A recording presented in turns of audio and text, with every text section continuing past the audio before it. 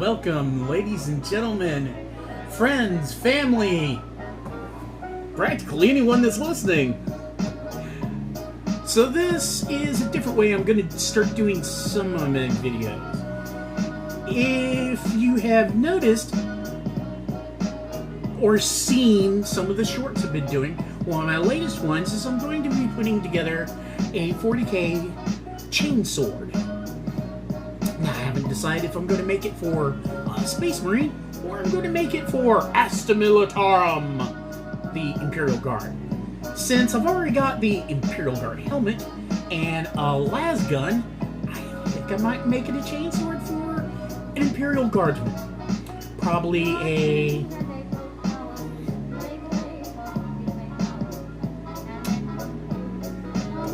I think a sergeant, maybe? I think they still get to pick a chainsword. Probably a character. An HQ unit, maybe, or an elite. Either which way, I'm going to make a chainsword, and I'm going to show you some of the techniques I use to get rid of layer lines, and some of the other techniques I use to assemble the chainsword to get rid of the seams and make it look more like an actual chainsword. I'm even going to go through a few simple painting techniques that I use on my projects. Alright, so here's a brief word from today's sponsor. Oyez! Pay heed to the herald as we announce the Gulf Coast Renaissance Fair, Saturday and Sunday, March 4th and 5th, 2023, held at the Santa Rosa Fairgrounds, Milton, Florida. Come with us as we journey back in time to celebrate and revel with entertainment of jousting knights, musicians, medieval fighters, falconers, Renaissance dancers, Arabian dancers, my personal favorite, jesters, jugglers, fire breathers, Renaissance music, minstrels, games of skill, and food and drink, and much more. For further information, please consult thy magical electronic device and insert the proper code of www.gcrf.us. And remember to get medieval! Alright, we're back. After that, I hope it turned out nice. I have yet to edit the thing, but, yeah. Alright, so, like I said, I'm putting together a chainsword for Imperial Guardsmen. And one thing you can notice with this is there's a good degree of layer lines. There we go. See all that? Now, I have become somewhat of a notable in my local game shop, notable guy, for getting rid of layer lines. So I'm going to show you what I do to get rid of the majority of layer lines so that when I get ready to paint, this is going to look a lot different. So first, I have a nice cordless Dremel with just a regular old sanding drum on it. Now, what I want to do is I want to set this to the lowest speed. And what I'm attempting to do is to take these layer lines here and heat them up just a little bit so they start laying flat and start leveling out this area. Let me show you. Hope this doesn't make too much noise. So I've already got on my lowest setting. Bump it up one. And I start working the lines.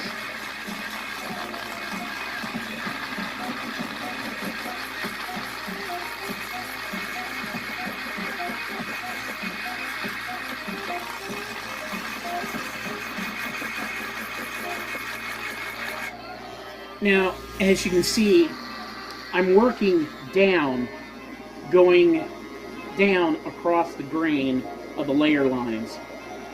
So I'm trying to get the peaks of the plastic to fold down into the valleys to create enough of a filler that I can make somewhat of a smooth surface.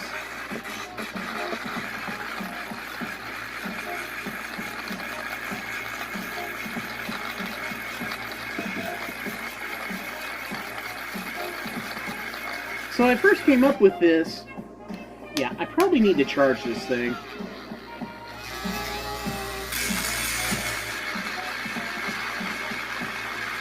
Now there are some spots, like right up here, you can see how the lines go up during the printing.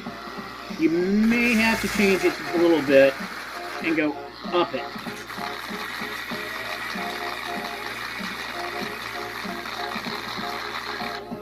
Sometimes you can't get rid of everything, but you can get rid of, I'd say, a good, yeah, I definitely need to charge this thing, a good 95, well, 80 to 85% of your layer lines. Okay, well, I've gotten as far as I'm going to get on this one. So, let's just say I've done this entire block. Now, what you're going to wind up with is very rough surface. You can just stroke your fingers over it and feel that roughness. Now, granted, this is going to hold a lot of paint, but it's not going to look good. So, we want to start off with a coarse sanding sponge or sanding block, and then start sanding the area. Now what I'm doing here is I'm getting rid of the burrs and the uneven spots that's caused by the Dremel. And as you can start to notice, a lot of the layer lines are starting to vanish. Here's what I've done. Here's what it originally looks like. Now I'll repeat this process all over this block. Now, yesterday I did some of this, and this is what the finished side is going to look like. Now, as it is unpainted, you can see where the layer lines are. But this surface, if you run your fingers over it after a nice bit of sanding, you'll feel a nice smooth surface. Once your paint hits this surface, you're going to see very little of the layer lines. In fact, if you do it right, you're not going to see any layer lines. Let me show you an example of one of the other projects that I've worked on using this exact same method. My poor mangled Star Wars helmet. Alright, now most of the helmets that I work on nowadays, to achieve this type of smoothness, I will use Bondo to cover the surface and sand it down. This helmet was done using the same technique I just showed you. Now, I don't know if this will even show up some of the layer lines, but I've got a really smooth finish here, and let's see where I've got to fill in the cracks. Yeah, my first helmet, I dropped it and it split back into 4 pieces. So sad. But you can see some of the layer lines that were just too difficult to get out right here. Here's a good example. The interior still has the layer lines on it. This is what the exterior of the helmet looked like before I started working on it and getting rid of the layer lines. So, you're not going to get rid of 100% of the layer lines using this technique. However, you're going to get rid of a lot of them.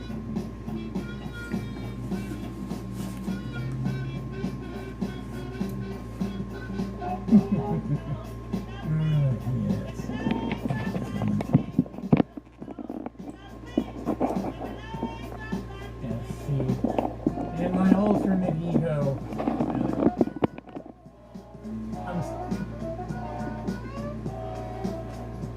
Alright, so I hope you got something out of my technique.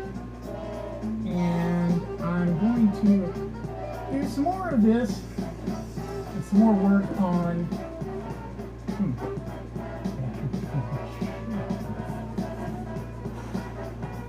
I need to install a fan in this thing. That's hot. So I'm going to do some more work on this, but this is the first video. I promised from the short that I did, I would make sure that you got to see the entire construction process of my chainsword. I wonder what a stormtrooper would look like with a chainsaw. Yeah, you're right, I know. I need to fix this. I really need to pay some attention to this old helmet. I mean, it was my first helmet, and I really like the thing. Of course, is what I want to eventually do. I want to go over to 850 Armor Work. I think that's the name of his company.